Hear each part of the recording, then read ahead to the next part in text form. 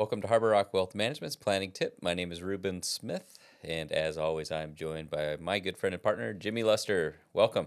Thanks. Thanks for having me back again. It was a Always a pleasure. long journey from, coming over from my office Yeah, to the you studio. made it all right? Okay, Tough good. drive. Good, Yeah. good. Yeah. Well, today we're going to talk on our planning tip. We're going to talk about managing finances during a health crisis, which I think is important. The more we talked about this, the more this opened up the conversation Yeah. as far as planning ahead and doing some prep work ahead of time. Yeah. Yeah. Definitely struck a personal chord with me. Yeah. Yeah. It's important. And we have some, part of this business is going through life experiences with clients, and health crisis are part of it. So Yep. no, I think this will be timely and important. Yeah. As we started unpacking this one a little bit, it was like, this is a good one. Well, I think we Like, got this something is here. important. Yeah. Well, speaking of got something, you got a stat of the day. Sure. It's a quick one. So I read that there was a study recently that deaf people have dreams in sound. Nice. Yeah. I like that. And there's an auditory component to their dreams, which is interesting. And furthermore, I also read a piece of it. I just grabbed a couple facts from skimming through this Okay. that I thought were interesting, and that deaf people sign in their dreams, like Really? when they're being watched sleeping. Their hands are They're moving. signing, and Yeah, that makes sense. and that allows people that are studying that component of hearing issues to see what they were dreaming about. Also, Wow. because pretty crazy. Yeah. So interesting. Or I would think that it would be the same would be true for someone who's blind. Yeah, Visually. like is there a visual component? You're visually, I'm sure. especially if you've seen once before. That's right. I think they mentioned if you became deaf after 5 years old or something, they had a number in there that said you're more likely to have an auditory component of your dream. So anyway, That's things cool. I don't really think about that I think are amazing. No, I like that stuff. yeah, Cool. Good one. Yeah. All right. So managing your finances during a health crisis, obviously that sounds like a daunting task. It seems like your attention should be focused elsewhere as opposed to maybe paying bills or making sure that all your financial obligations are met. Yeah, and where do you start? Like, Yeah.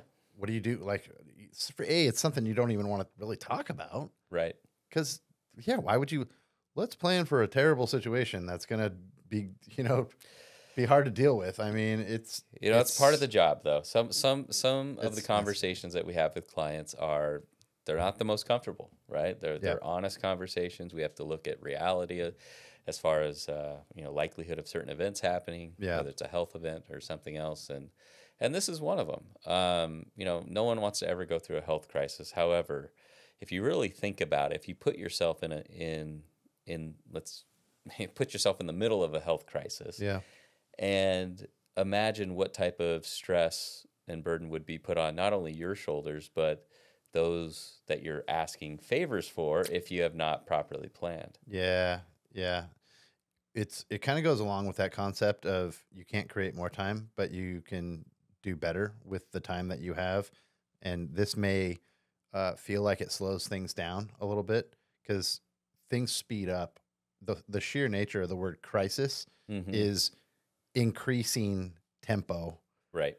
And you can't do anything about that. That's human nature. Right. That's how you react. And you may seem like you're a calm, cool customer, but as a matter of fact, everyone internally is reacting to a crisis in a similar fashion. But if you want to be the calm, cool character in that situation, I bet that person, if you ask them, they had a plan in place. Plan ahead. Yeah. Yes. Yeah. What's the cost of procrastinating? Right. And what kind of stresses will that put on you, your family members, your health, more importantly, during that time? Yeah, your own health. You're not even the one with the health crisis. You may be having one shortly. I mean, really. Yeah.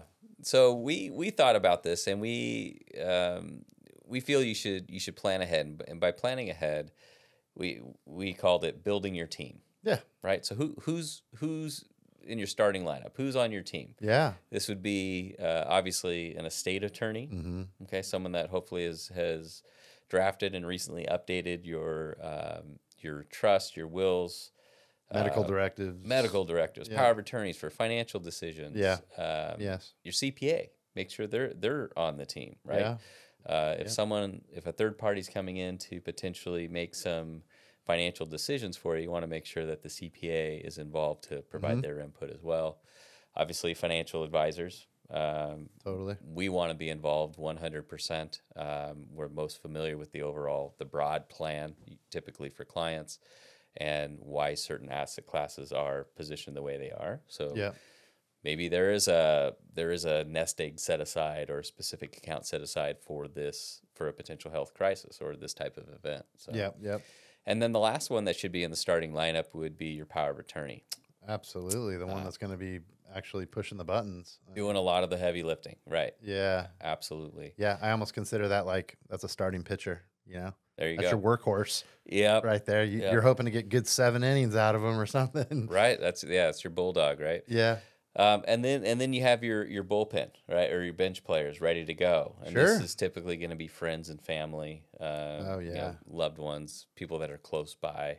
For the one-off needs that you may have. Well, and you always get those people that their hearts are in the right place and their intentions are in the right place, and sometimes they don't quite know how to come in and say they don't know how to help.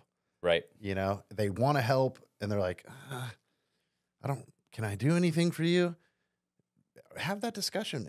Identify those people. Exactly. And so they know, you know what? We can really use some meals, or go to the grocery store for us, or maybe run a couple errands, go put gas in the car, could be like little, come sit with me for 10 minutes, or something, like spend a little time or take a walk or whatever. But I think it'd be nice to, have that conversation with those people, identify those people, your role players. Yeah, why not? Ahead of time, so they know, hey, if this ever happens, I got you, and this is what I can do for you. Yeah. So not only have a plan in place, but also communicate that plan and announce your team, if you will. Yeah, share it.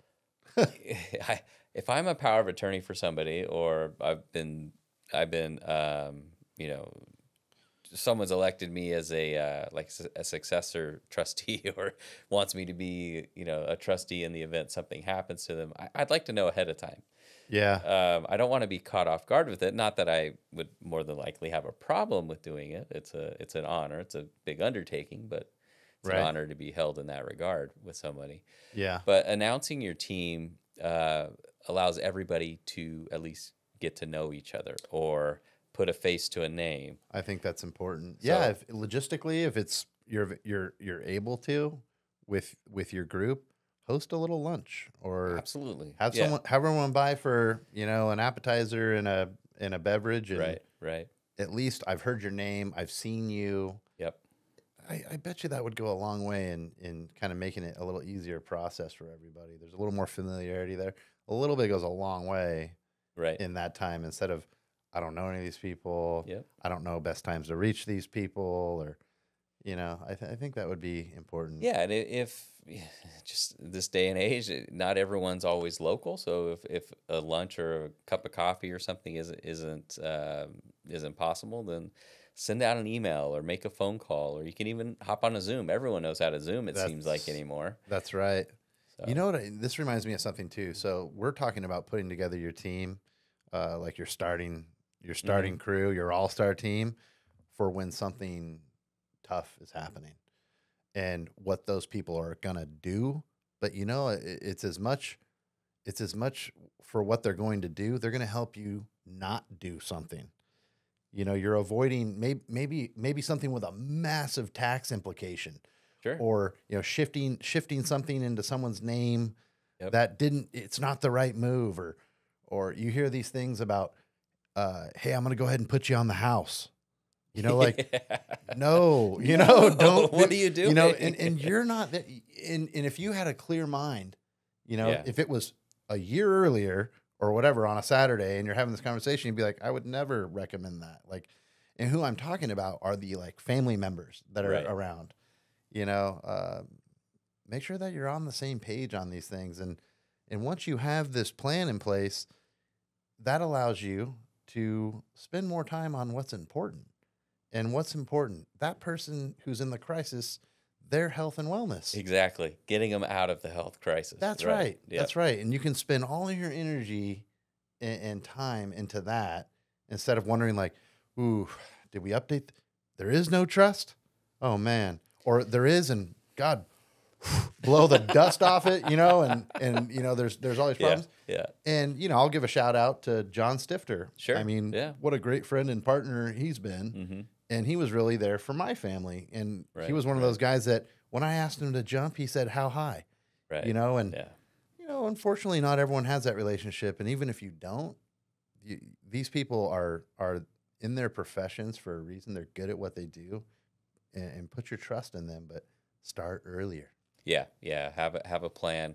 Communicate the plan. I think that's huge. I don't think there's enough communication going around, especially amongst family, making sure that everyone's on the same page as far as maybe what type of role they're going to play in the event mom or dad or both get sick or pass away. And we've seen it time and time again where you can feel like there's a sense of animosity or a little bit of tension. Going. Everyone's high stress. Yes. It's already a high stress situation. But if everyone's roles are more or less defined ahead of time, that's just going to make everyone's lives a lot less stressful and be able to focus on the real goal, which is, getting that loved one out of that health crisis. Yeah. What do we say all the time? We say that finances can be literally paralyzing, incapacitating. Absolutely. That could be. Just getting that going can feel like a crisis in and of itself. I feel like my blood pressure is going up just thinking about it. Don't wait for the health crisis. Don't wait for the moment. Right. Get ahead of it. Good stuff, man. Yeah. Well, I'm glad we talked about this one. If you have any questions about this or any other topics, please don't hesitate to reach out, and we'll see you next week. Yep. Thanks.